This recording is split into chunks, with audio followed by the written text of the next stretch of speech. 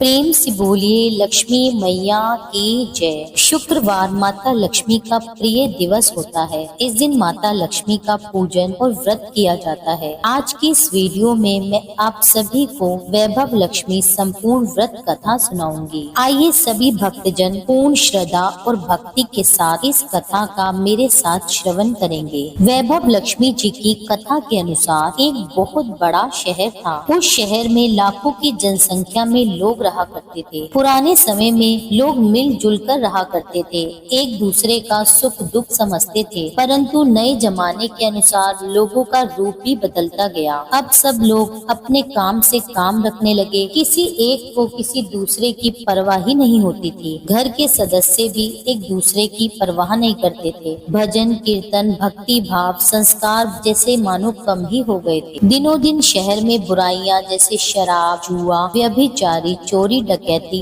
ऐसे बहुत से पाप आदि बढ़ते जा रहे थे। इसी तरह की बुराइयों के साथ ही शहर में कुछ अच्छे लोग भी रहा करते थे। ऐसे अच्छे लोगों में शीला और उसकी गृहस्थी मानी जाती थी। शीला की गृहस्थी में शीला और उसके पति थे। वे हमेशा भजन कीर्तन में लगे रहते थे और ना किसी की बुराई करते थे। उनकी गृहस्थी एक आदर्श गृहस्थी के रूप में देखी जा सकती थी।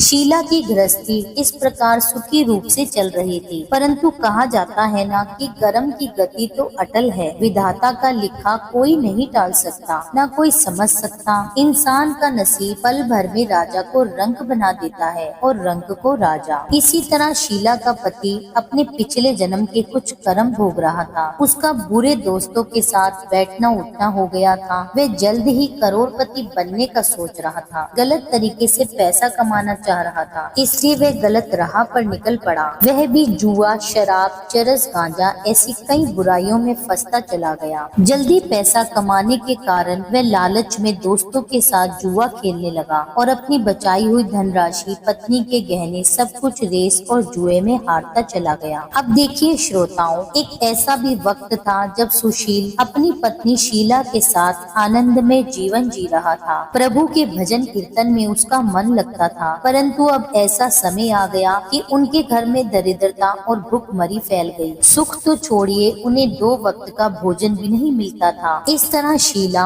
असह्य दुख सहते हुए हंसते हंसते प्रभु की भक्ति में लीन रहने लगी। अचानक एक दिन दोपहर को उसके द्वार पर किसी ने दस्तक दी। अब यहाँ देखिए श्रोताओं, वह भगवान का स्मरण कर ही रही थी कि उसके द्वार पर किसी ने दस्तक दे दी। अब शीला सोच में पड़ गई कि मुझ जैसे गरीब के घर इस वक्त कौन आया होगा, परंतु द्वार पे आए हुए अतिथि का आदर ही करना चाहिए। ऐसा सोचकर शीला ने खड़े होकर द्वार खोला। देखा तो सामने एक बूढ़ी अम्मा खड़ी थी। वे बड़ी उम्र की थी, किंतु उनके चेहरे पर एक अलौकिक तेज दिख रहा था। उनकी आंखों में मानो अमृत बह रहा हो। उनके चेहरे से करुणा और प्यार छलक रहा था। उनको देखते ही शीला के मन में अपार शांति छा गई। उनको देखकर शीला के रोम रोम में आनंद हो गया। शीला उन बूढ़ी माँ जी को अंदर लेकर आई। उनके घर पर बिठाने के लिए उन माता जी को कुछ नहीं था। शीला ने सकुचा कर एक फटी हुई चादर पर उनको बिठा दिया। अब वो बूढ़ी माँ जी कहने लगी, शीला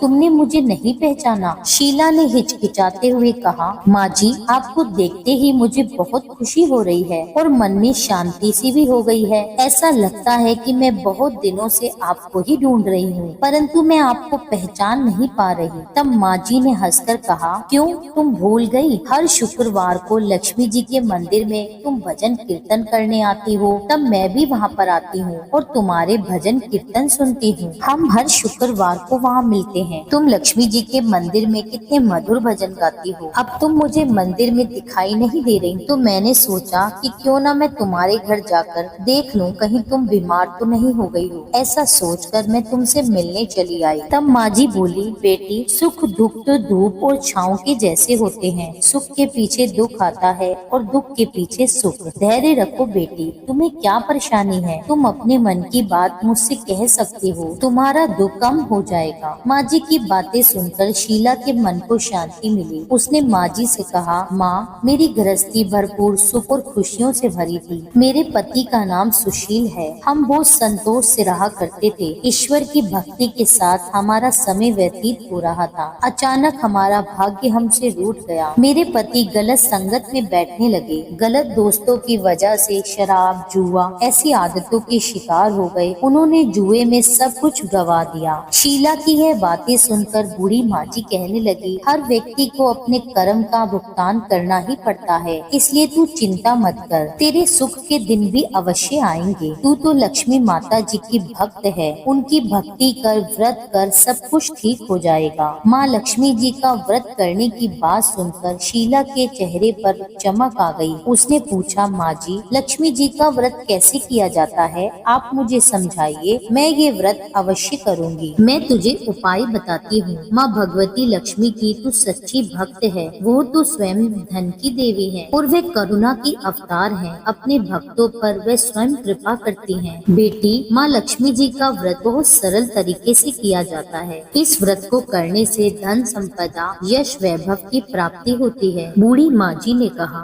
बेटी, इस व्रत के उद्यापन की विधि भी बहुत सरल है, मैं तुम्हें बताती हूँ, तुम ध्यान पूर्वक सुनो। शुक्रवार देवी लक्ष्मी का दिन होता है, इसलिए यह व्रत शुक्रवार को ही किया जाता है। व्रत करने वाले को सुबह स्नान आदि से निर्वित होकर भगवती महालक्ष्मी माँ, जय वैभव लक्ष्मी माँ का निरंतर जाप करते रहना चाहिए। सायंकाल में अपने घर के एक कोने में चौका लगाकर अथवा साफ करके एक पट्टा रखो।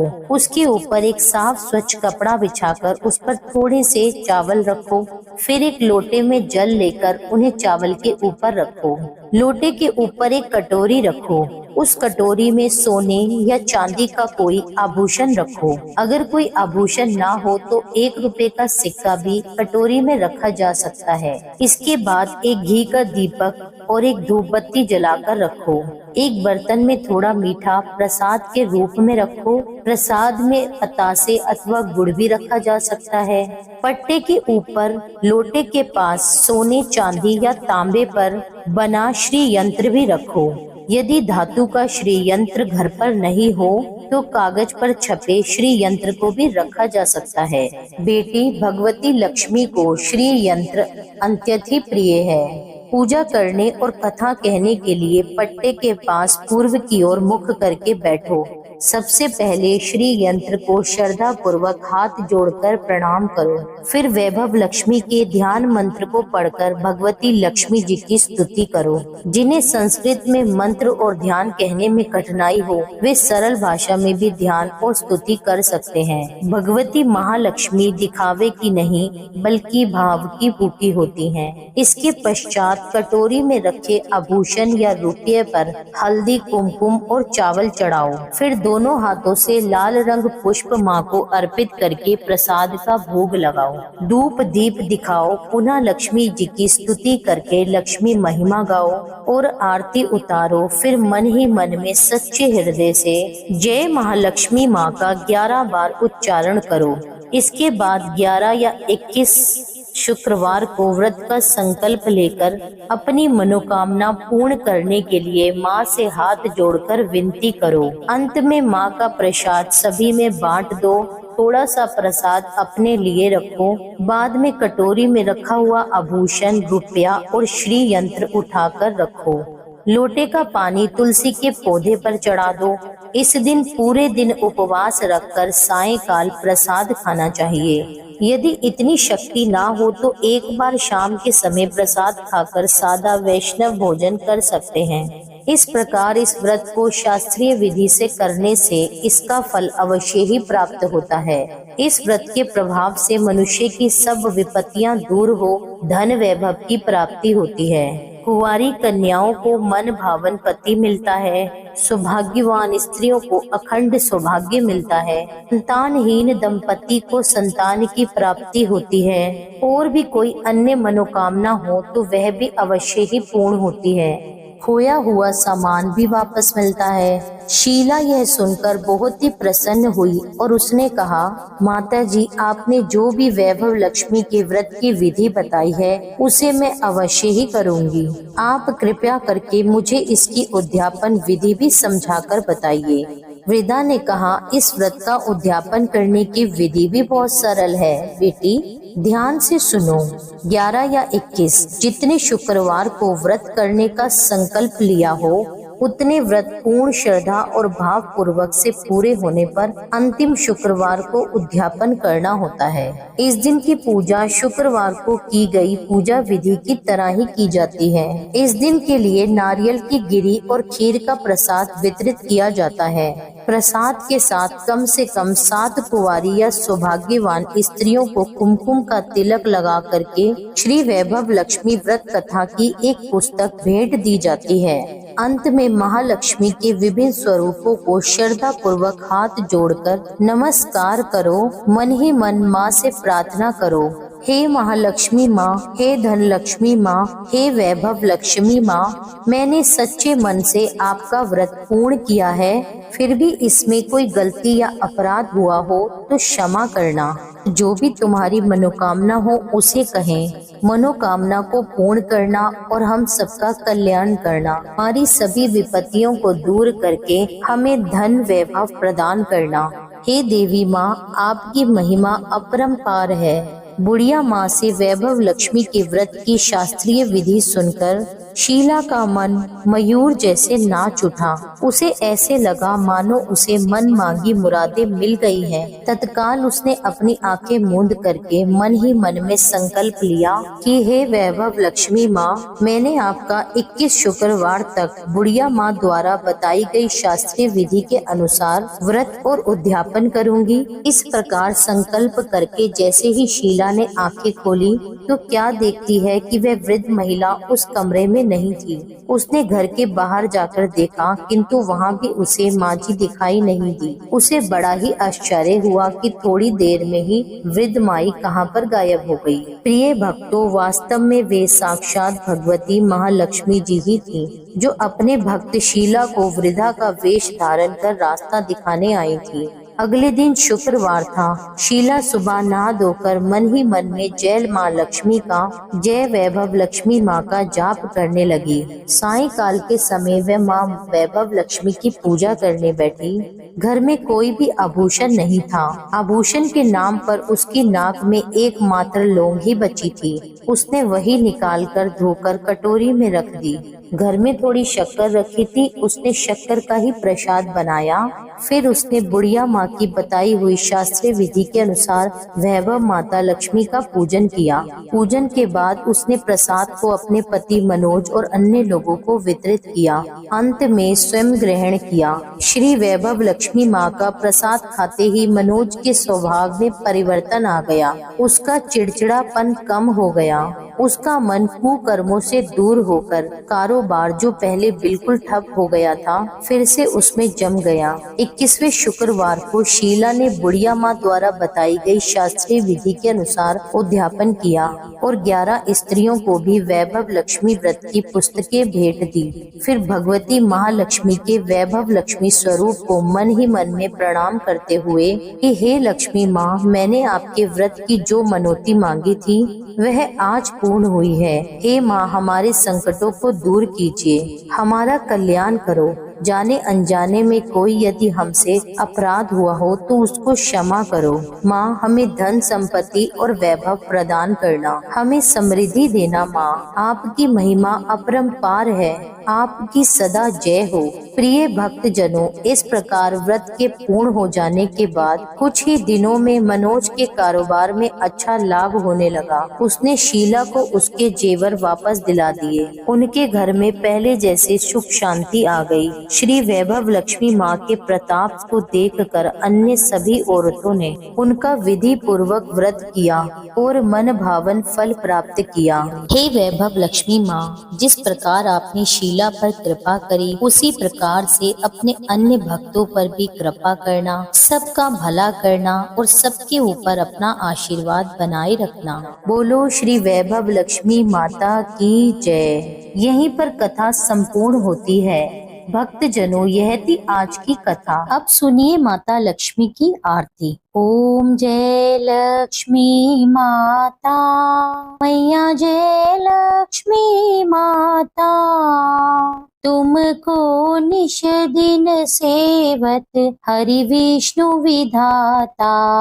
ओम जय लक्ष्मी माता, उमा रमा ब्रह्माणी तुम ही जग माता, सूर्य चंद्रमा ध्यावत नारद ऋषि गाता।